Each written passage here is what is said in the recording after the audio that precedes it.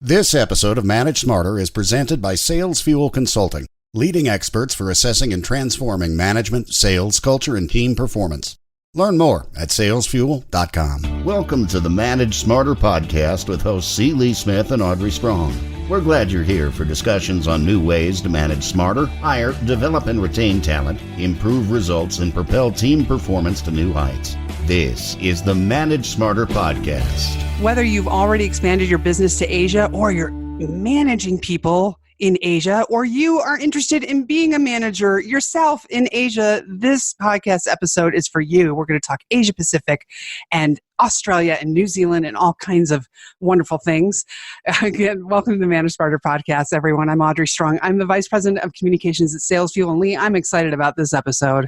I am. I'm C. Lee Smith, the President and CEO of Sales Fuel. And we've had guests from all over the world except for the Asian region. And we thought we would go ahead and correct that today. That's right. Our guest today is an old friend of mine. His name is Darby Doll. And he says the number one mistake managers are making right now is they don't realize the 21st century is the Asia century. And we're going to talk about that. Hi, Darby. Hey, Audrey. Hey, Lee. How are you guys doing? It's great to be here. It's great to have you. Where are you joining us from today?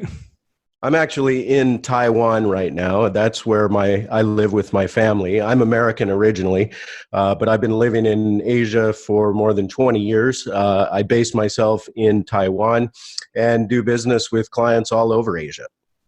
That's right. Darby is actually a Wyoming native for our listeners out there who are fans of the Wyoming folks. And you graduated from University of Colorado, correct? That's right. Yeah. Wyoming boy in Asia. It's I put on my cowboy hat and fit right in.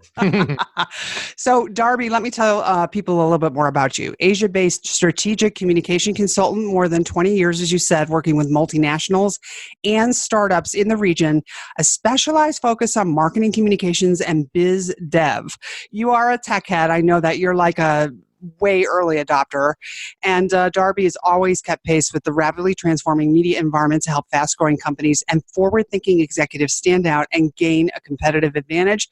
Currently running his own consultancy based in Taiwan and Hong Kong, and previously held senior positions at global public relations agencies in China and Hong Kong. And I also worked with him here in Denver for a spell, which is how we know each other. And it says a lot that all these years later, we are still in touch and working together. Yeah, it's awesome. And hopefully you guys can come out to Asia and see what this is all about sometime soon as well. I certainly hope to, because there's a lot of money over there and there's a lot of opportunity over there. But I got to tell you, the headlines scare me a little bit. Well, it's Asia's not always for the faint of heart. But, when you look at the markets over here, Audrey mentioned it's the Asia century. That's, historians of the future will confirm or deny that it is actually the Asian century, but the numbers don't lie. When you look at the markets, the population, you've got half of the world's population is in Asia, rising middle class, markets across Asia are expanding. A lot of companies should be looking, and if you're not here already, how can I get there? Well, you talk about something called FOTU, F-O-T-U, and maybe that's a good starting point for the conversation, whether you want to manage people over there, be there yourself like you, or go after business over there. FOTU. FOTU. Well, everyone's familiar with FOMO, fear of missing out. I think sometimes people have, when they look at Asia, to Lee's point, you look at the headlines, and sometimes you see some scary stuff. We've had protests in Hong Kong, or, strong arm tactics in certain markets of leaders, and you think, wow, do I really want to be over there? So I call it FOTU, fear of the unknown or the unfamiliar. Asia's people are friendly in Asia, and it's actually quite a great, easy place to do business, really. Most people that you work with are going to be very business-minded, and they can make great partners and great customers. Yeah, you're absolutely right about people being super friendly over there. That's been my experience. What are some of the things culturally, though, that when we're working with folks over in Asia, that as Americans or as North Americans, that maybe we need to keep in mind, or because that sometimes can be a little frightening in its own right. It's like maybe there's parts of the culture, or if I tell this joke or whatever, is it going to translate well? I mean, what are some of the things that we should really be concerned about? Yeah, I think, for the most part, I think from a sense of humor or a humor point of view, I think people are pretty open-minded. What I see as the biggest difference, and especially for Americans or North Americans, is especially when you're doing business, we're very open and direct, and we say what's on our mind and we get straight to the point.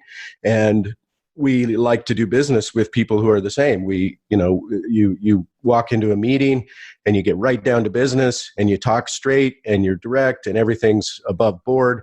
And in Asia, in some cultures, people are more reserved. Maybe they don't say exactly what they're thinking. I worked in China, and I used to tell people in China, yes doesn't always mean yes, and no doesn't always mean no. Sometimes people will say yes because that they think that's what you want to hear. Can you get this done? Can we get it by that date? And they'll say yes, even if they're not sure they can do it. And then later you say, well, why didn't you tell me you couldn't get it done in time? And so it's there. I'd say that we have to, Americans and North Americans, Canadians, sometimes we have to slow down and try to make sure that we're taking everything in and follow up and double check on things and know that things that may take more time than we're used to. And in managing teams over there, does the teamwork work the same way, or are there nuances that we need to be mindful of? There are definitely nuances, and I think the major challenge is you can come into one market. I'll take Hong Kong as an example. Currently there's been at time of recording here, there have been recent protests and a lot of chaos in the news, but really Hong Kong's a very, very business-friendly place. The Hong Kong people are very pragmatic. It's easy to do business there. So you can come in and get used to doing business in Hong Kong, but then suddenly you have colleagues who are in mainland China or in other parts of Asia, and every culture has its own different nuances. Even in China, say, for example, people in Beijing sometimes can be different in the ways they work and communicate than people in Shanghai or down south in Shenzhen. Then you throw into the mix, if you had colleagues in Indonesia or Singapore, every place is different. And so you have to really look at the market you're working in, or look at the market that the person you're working with is coming from, and take that into consideration. Which of those countries that you had mentioned tend to be the most favorable to Americans and Canadians? Well, I think overall, all across Asia, people are favorable towards people from North America. You can read headlines, and there are political issues, say, between China and the United States. But when you get down to business with most Chinese, there's no issues. So I think all over Asia, it's pretty friendly to Americans. But I would say the most business friendly places probably are Hong Kong and Singapore as hubs to do business across the rest of Asia.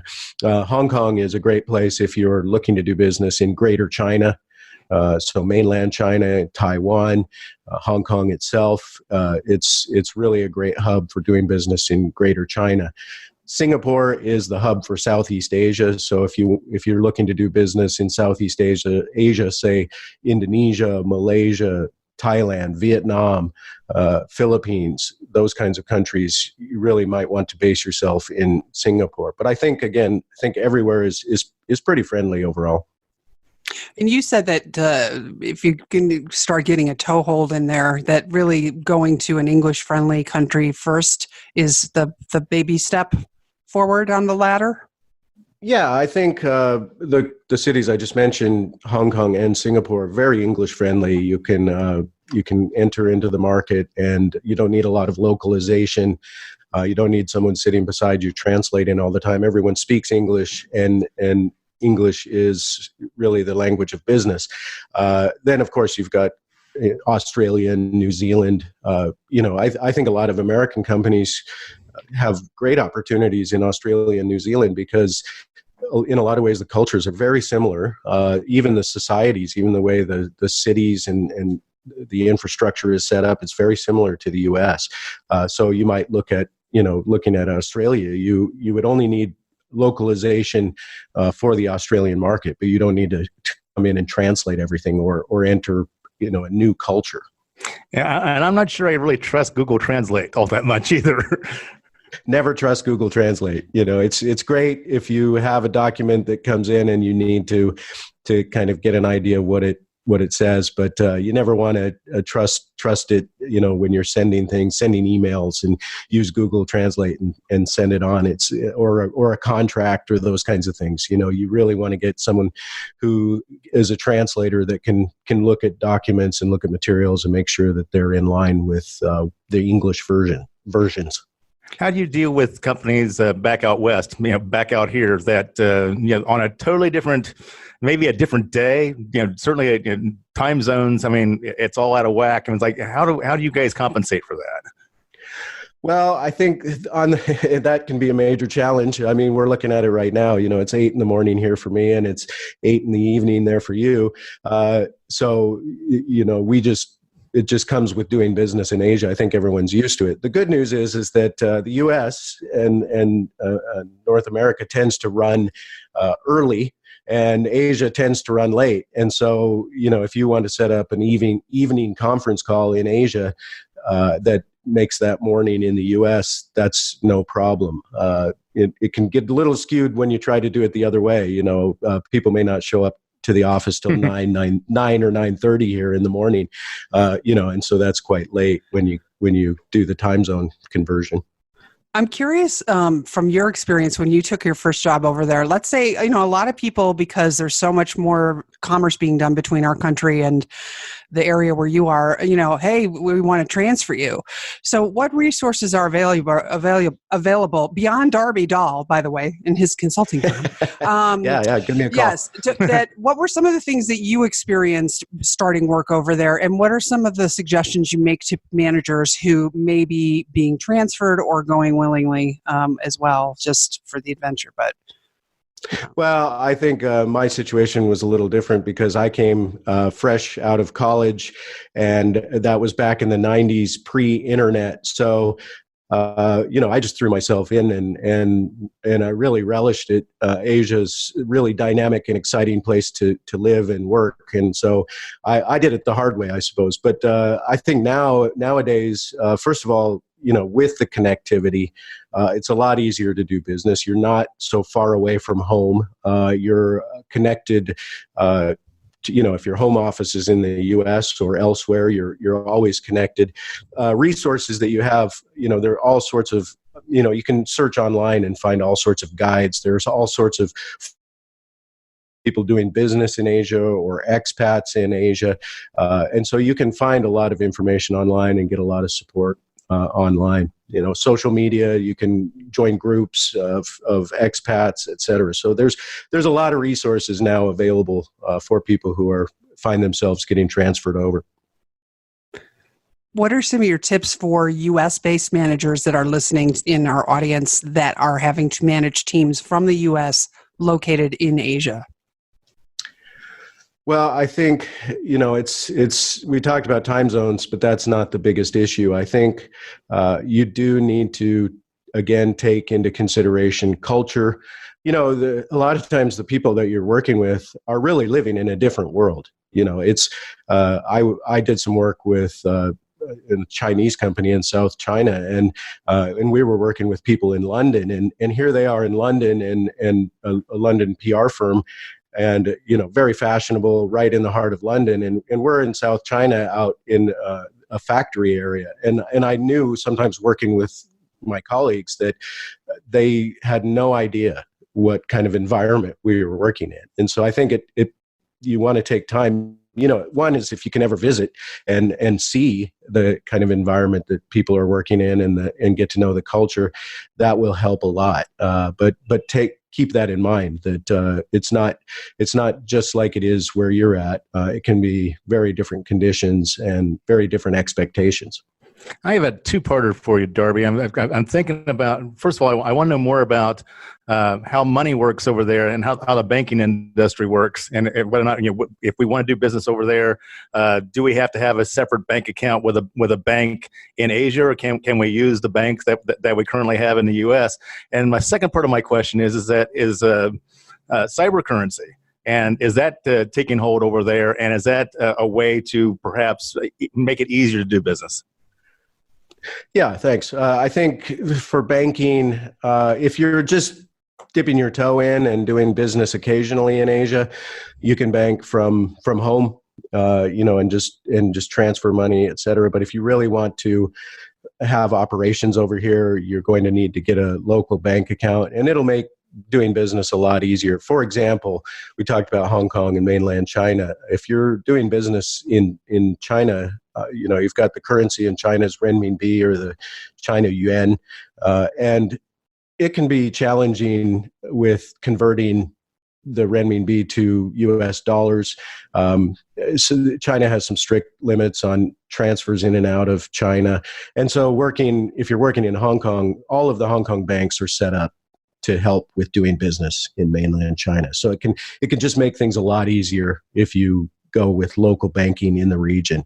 Same with other parts. Singapore is well set up to cater to banking across with multiple currencies across Southeast Asia and across all of Asia, actually. So it can make sense to look at local banking if you're going to be doing business in the region.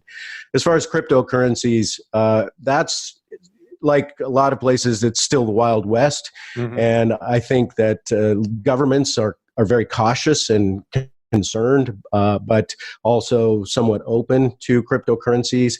I would say that it's still pretty niche, not widespread adoption. So it would be hard to do business using cryptocurrencies purely, though I do see many startups in the region are using Bitcoin and accept Bitcoin. So I think that's going to grow. And I do know that a lot of people, I've seen some crypto entrepreneurs move to Asia because they see that Asia has great potential. Like Vietnam has been opening up towards cryptocurrencies. I'm here in Taiwan. There are some legislators that want to promote cryptocurrencies in Taiwan and make Taiwan a crypto capital of Asia. So I think that's going to change quickly and probably open up. On a related note, one of my biggest fotus, and I think a lot of people's biggest fotus, then the fear of the unknown, would be intellectual property and protecting the intellectual property. That this fear that if we take our IP over there, that it's not going to be protected, or that people are going to steal it, and we're going to be left with nothing.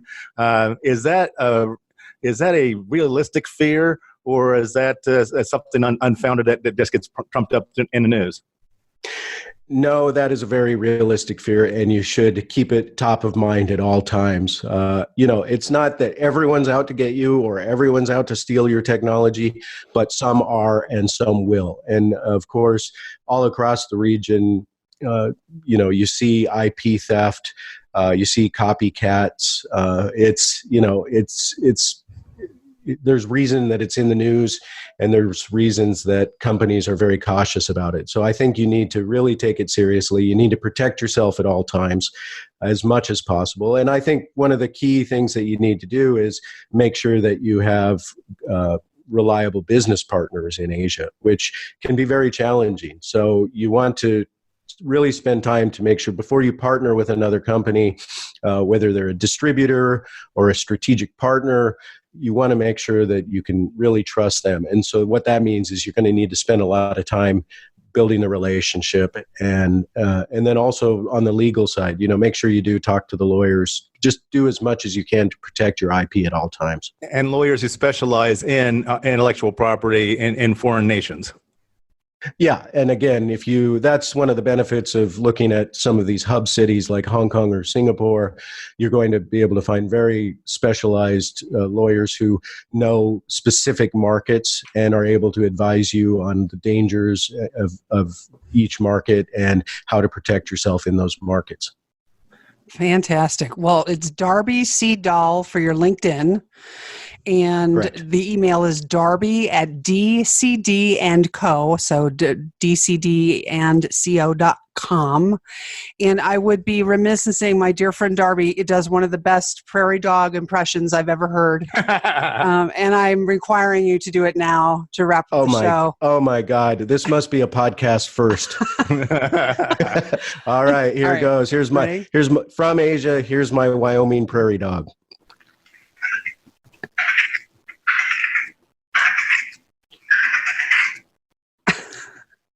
How'd that come across on the microphone? We could sort of hear it, but it sounded like a faraway prairie dog. Good enough, sir.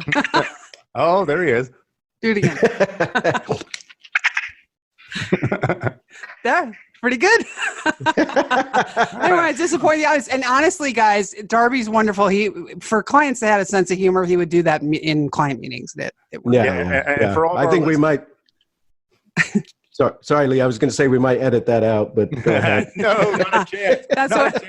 Not a chance. Oh, God. Darby, for all thanks. listeners in Wyoming, you'll have to let us know how he did, okay? Exactly.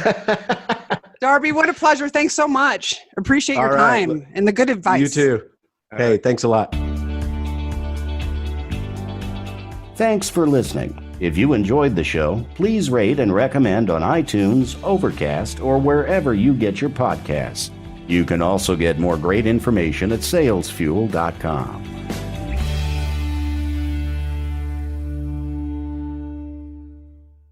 This podcast is a part of the C-Suite Radio Network. For more top business podcasts, visit c-suiteradio.com.